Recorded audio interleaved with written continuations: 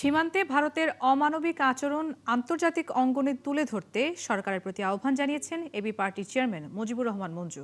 সকালে রাজধানীতে দলটির কেন্দ্রীয় কার্যালয়ে সংবাদ সম্মেলনে এই আহ্বান জানান তিনি।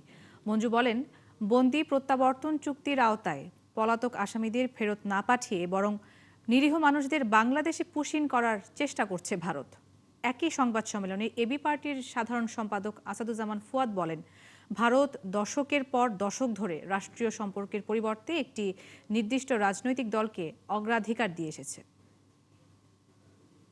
সীমান্তের শূন্যরেখায় খোলা আকাশের নিচে দিনের পর দিন অমানবিকভাবে অত্যাচার করে তাদেরকে সেখানে বসিয়ে রাখা এবং ঠেলে কোনো ধরনের আইনি মানবিক পদক্ষেপ না নিয়ে তাদেরকে ঠেলে সীমান্তে পার করে দেওয়ার পৃথিবীর কোনো মানবাধিকারের কাছে এটা গ্রহণযোগ্য নয়।